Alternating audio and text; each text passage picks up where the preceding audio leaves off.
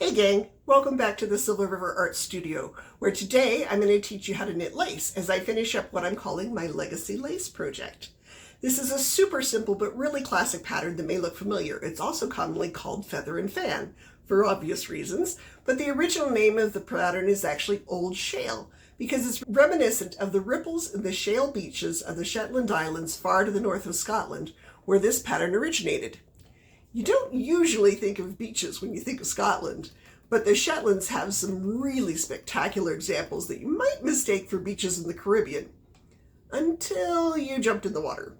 Then you'd figure it out pretty quickly. Don't let the idea of knitting lace intimidate you. This is actually a really simple pattern. If you can count to 6, you can knit this lace.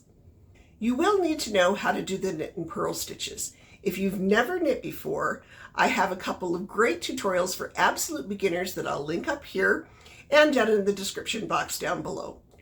Old Shale is actually the first lace pattern that I ever learned to knit, so you can absolutely do this. I've got you and you've got this. I'm calling this my Legacy Lace pattern because I'm finishing up a knitted throw that my mother started years ago and I inherited when she died a couple of years back. My father's birthday is coming up, so I thought I'd finish this and give it to him as a gift, kind of from Mom and I. Mom and I used to make comfort blankets for folks with cancer who were undergoing chemotherapy. It takes quite a while and it can often make them feel quite chilled. So we would knit or crochet these lap blankets and give them to the local cancer center. Each patient could pick out their own blanket to use while they go undergoing therapy, and once they finish the course of therapy, they could take it home with them. In addition to keeping them warm, it also provided a little bit of a feeling that there were people out there who were concerned about them and were cheering them on as they underwent the battle, literally, for their lives. The origin of this project is a little bit circular. When I tried knitting lace for the first time, I made this little sampler out of a wonderful merino silk blend and used Old Shale for the border. When she saw it, Mom wanted to try knitting lace too. I told her to go for it, but she said that she had all of this yarn for making comfort blankets and she should probably finish those first. I told her there was nothing stopping her from making a lace comfort blanket, so that's how the project got started. It was only about half finished when she died, so here I am.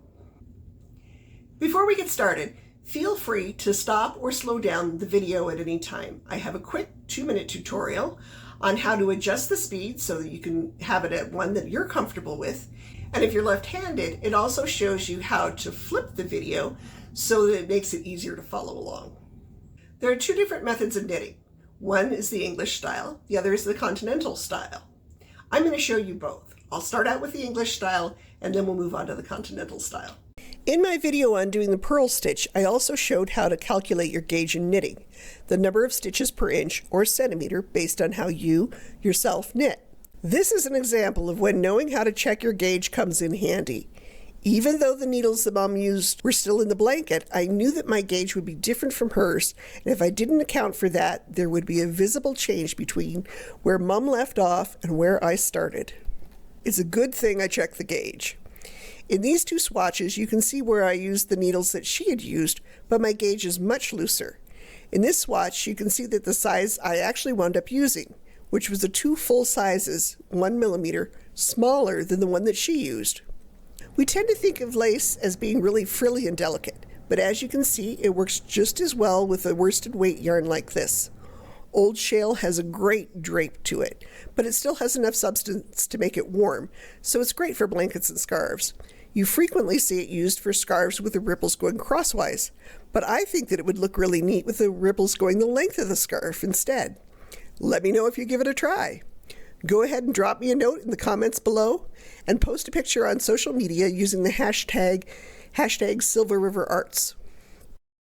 So let's talk briefly about what materials you'll need. Basically, just yarn and needles. You can do this on straight needles, but I find that circular needles are just much easier to use. If you are doing a large project like a blanket, it means that you can support that weight in your lap instead of having it all hanging off your needles, which can get really tiring and hard on your hands. It also makes it easier to knit in an armchair since the needles won't bang on the arms. And if you have furry helpers around, it'll just make life easier. I really recommend Addi Turbo needles. They are just far and away the greatest pleasure to work with. They are a little bit more expensive, but for all the hours that you spend knitting, the price difference is pennies, if that. We knit for pleasure, right? So why not make it more pleasurable? As I mentioned, Old Shale works well with almost any weight yarn, though lace generally looks better with a yarn that is a consistent diameter, no slubs, and that has a gradual color change, though subtle ones can look quite gorgeous.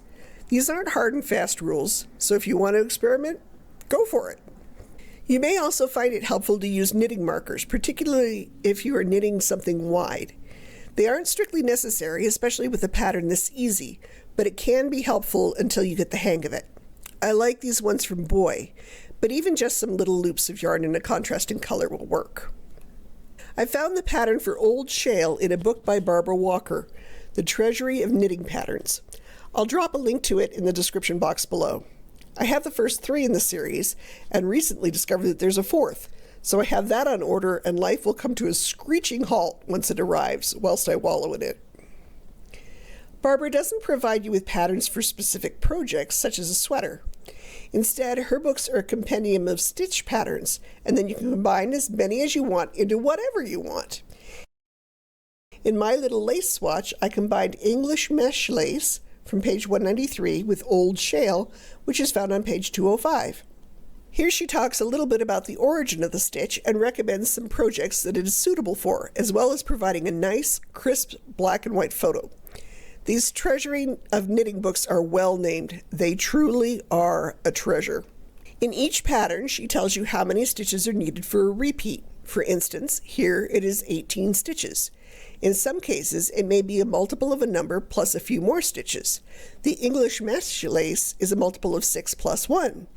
So if I wanted to make 5 of these little motifs wide, I would cast on 31 stitches. 6 stitches multiplied by 5 motifs plus 1 extra stitch. Old Shale is super easy, just a multiple of 18 stitches. For this demonstration, like for my gauge swatches, I'm going to do 2 full repeats, so that's 36 stitches. If you're using a worsted weight and want to make a scarf, I'd recommend that you cast on 3 repeats, 54 stitches wide, otherwise your scarf may be too narrow. Either way, we'll start out by casting on a multiple of 18 stitches, however many multiples you may choose. You can see from Barbara Walker's instructions that our first row is just straight knit all the way across. Simple. So I'll jump ahead so you can catch up with me once you've finished your first row. We're back. If we go back to our instructions, we can see that the next row is also a simple one. We just purl all the way across. Once again, I'll catch up with you there, and then we'll start our first lace row. We're back. Okay, let's start our first lace row. If you're using knitting markers, this is where you'll want to go and put them on between each group of 18 stitches. What makes most lace lacy is the open holes, which we'll do with a yarn over, abbreviated YO, stitch that I'll show you in just a moment. Of course, if we just kept adding yarn overs, our project would get wider and wider each time. So we have to compensate for that by knitting 2 stitches together, abbreviated K2TOG, which I'll also show you. So when it is all said and done, we should have the same number of stitches that we started with. Depending on the lace pattern, not every row will have the same number of stitches as we started with. But by the time that you reach the end of all the rows in the motif, you should have the same number of stitches that you started with. So let's knit some lace. We're going to start by knitting 2 stitches together, and we're going to do that 3 times. So we'll do it just like we would a normal knit stitch, but instead of putting our needle through 1 loop, we're going to put it through 2 loops.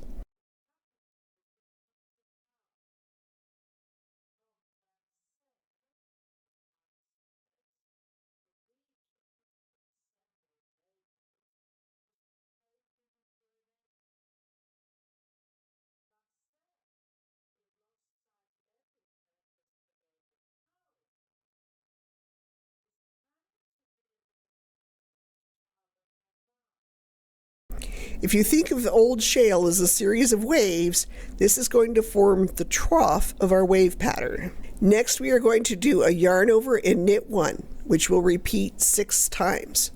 So wrap the yarn around the needle before you put it through the next stitch, then knit the stitch like you normally would.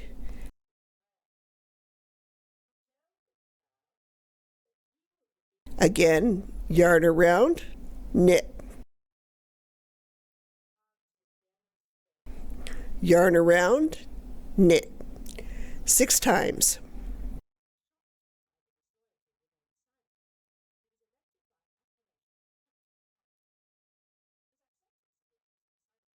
That makes the crest of our wave.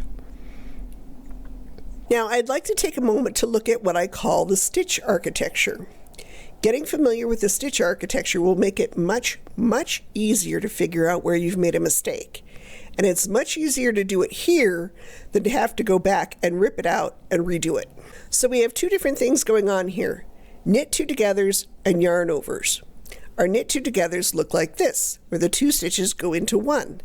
And the yarn overs look like this, a sort of spiral between the stitches. Count the spirals, not the stitches.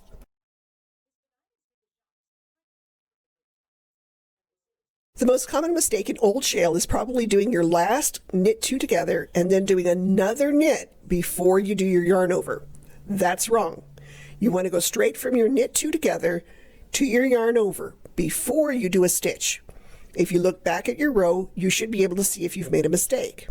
So if you come to your marker or you come to the end of your row and you don't come out even, for instance, if you end with just 2 knit 2 togethers or a knit 2 together and 1 extra stitch, then you need to go back and find that error. That's why if you're doing a wide piece, you may want to put in a couple of markers, even if it isn't on every repeat, every 2 or 3, so you can catch it before you get to the end of the row. Leslie Lynn's Laws of Knitting. Any mistake that you make will be at the very beginning of the row or at the end of the row 5 or 6 rows back. Now we're going to knit 2 together again and do that 3 times. That finishes one motif, so if you were using a marker, you should be at your marker now.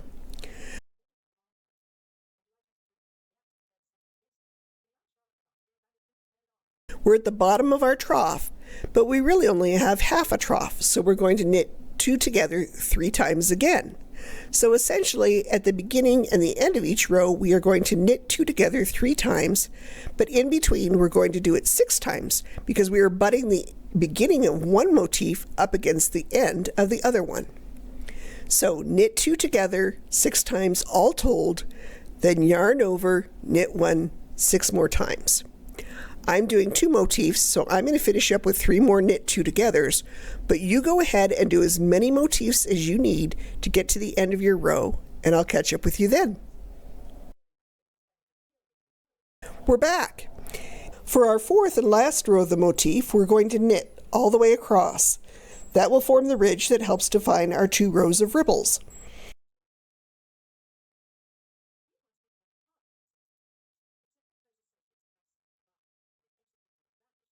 Knitting all the way across sounds easy. That's fine for the first 4 stitches, but what do we do when we get to the yarn over? We're going to treat that yarn over just like it was another stitch. So we're going to stick our needle through the loop and pull the yarn through. Then we're going to do the same thing with the knit stitch next to it. And again, through the loop, pull the yarn through, then normal knit stitch. And we'll do that 12 times. And when we get to the next 6 stitches, we'll just knit them normally like we did at the beginning. And we keep on knitting all the way to the end. Catch you then. Okay, let's go back and look at what we've got. We can see the lace starting to form here. We have our 2 knit 2 togethers pulling the yarn into a trough, and then we can see that each yarn over forms a hole. And we also can see that because we knit on this last row, on the reverse side, we can see the ridge that really defines that beach ripple appearance. So now we're going to start a new motif like we did before. We're going to knit the first row and purl the second. I'll catch up with you there, and I'll show you how to do this Continental style. We're ready to do the lace row. I'm going to do it Continental style, but if you want to stick with the English style, you're welcome to. So, starting the same way with 3 knit 2 togethers.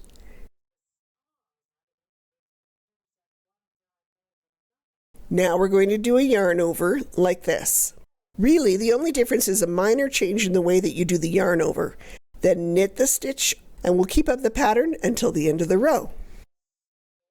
And for our fourth row, we'll knit all the way across, including treating those yarn overs like a regular stitch. Let's do a few more repeats, or if you're making a project, keep going close to the end, and I'll show you how to finish up.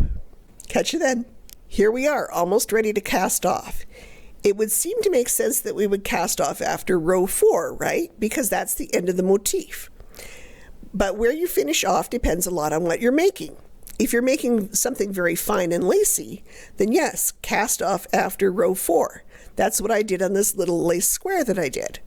However, if you're doing something that is a little more sturdy, such as this throw, then you'll want to do a couple more rows and cast off after row 2, the purl row, which gives a nice curl to the edge of those beach ripples. Lace doesn't have to be really frilly or fancy. You can use it to liven up a very simple piece, too. For instance, if you're making a baby blanket, you don't want a lot of lacy holes that could catch little fingers. This is the other comfort blanket that Mom left unfinished when she died. All that was left to do was sew in the ends. This is a slubby, variegated cotton yarn. It would be much too busy if you used it for lace, but on the other hand, it might be kind of blah to knit to do it all just in straight stockinette, though you'll notice she did do some garter stitch around the edges. Every 15th row, she would work the pattern row. On the 5th stitch, she knit 2 together, and on the 6th stitch, she did a yarn over. Then on 15, knit 2 together, and on 16, a yarn over, and so on for every 10 stitches. Then, 15 rows later, she would do the same thing, but offset them halfway. So on the 10th stitch, she knit 2 together, and on the 11th, she did a yarn over. Then knit 2 together at 20, and yarn over at 21, continuing that way every 10 stitches.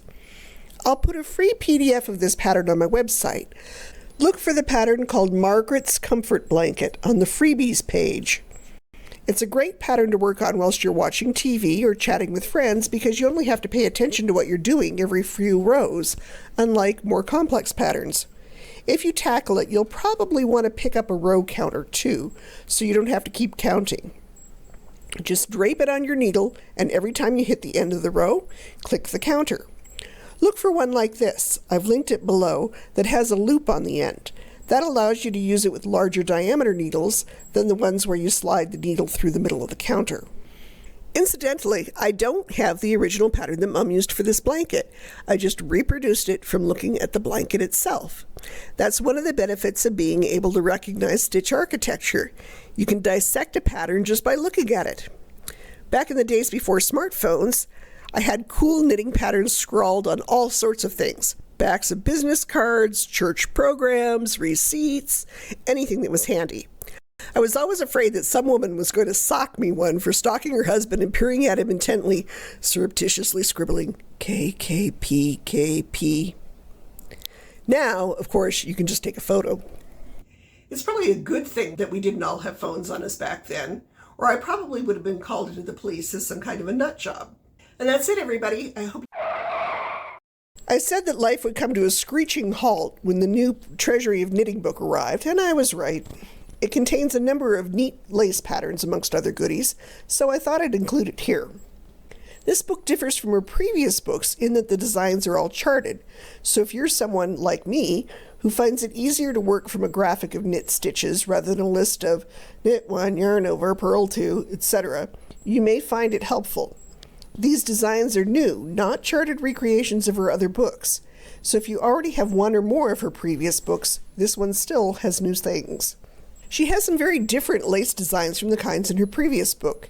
See my knitted headband video for review on those, including this beautiful one that is also featured on the cover, and the cute butterfly motif on the left-hand page. The lace patterns in this volume have a very different flavor than those in her previous books.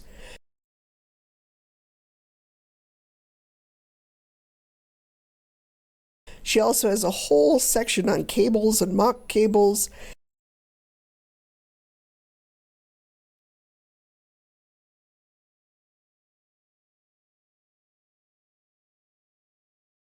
and some wonderful textured stitches that are simple knit purl combinations.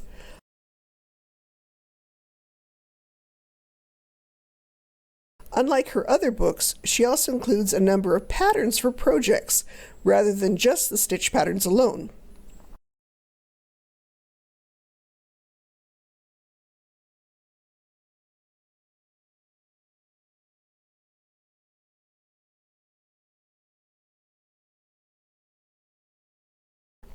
She has a whole section of lace motifs worked in diamond shapes, though you could simply combine them without the diamonds too. She shows you how to do it both ways. It's really helpful to have both the chart and the photo of the actual knitted motif. Since knit stitches are slightly taller than they are wide, what appears to be a square pattern winds up forming a diamond shape.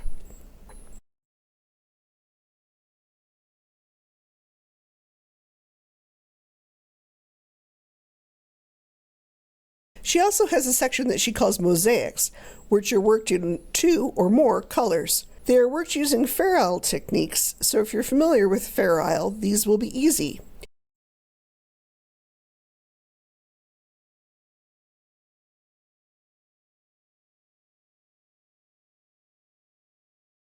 She also shows how some of them would look worked with the colors reversed, light for dark. The section that I found the most interesting was the section where she showed how to work different shapes using garter stitch. She shows them in alternating black and white rows for clarity, which creates some really neat patterns. But of course you could also do them in one color and get a beautiful, more subtle effect. And if you're a fan of the tumbling blocks quilt pattern, this is the book and the pattern for you. Wouldn't it be fun to do this as an Afghan? Who knows? Stay tuned and you may see that as a future video someday. And, of course, since it is Barbara Walker, she provides detailed instructions on how to read and work the differing charting symbols throughout the book. Another Barbara Walker Treasury of Knitting book that is truly a treasure. I've provided links to all of her books in the description box down below, so treat yourself to one or all 4. Now back to our regularly scheduled programming. And that's it, everybody. I hope you found this tutorial helpful. If so, don't forget to give it a thumbs up and subscribe to my channel. And don't forget to hit that notification bell so you'll know when my next video goes up. Please leave any comments or questions that you may have down in the comment box down below, as well as any suggestions that you may have on tutorials you'd like me to do in the future. And if you do make a project with Old Shale or the Margaret's Comfort Blanket pattern, be sure to post a picture of it to social media with the hashtag SilverRiverArts. And don't forget to check out my website at silverriverarts.com. Catch you next time.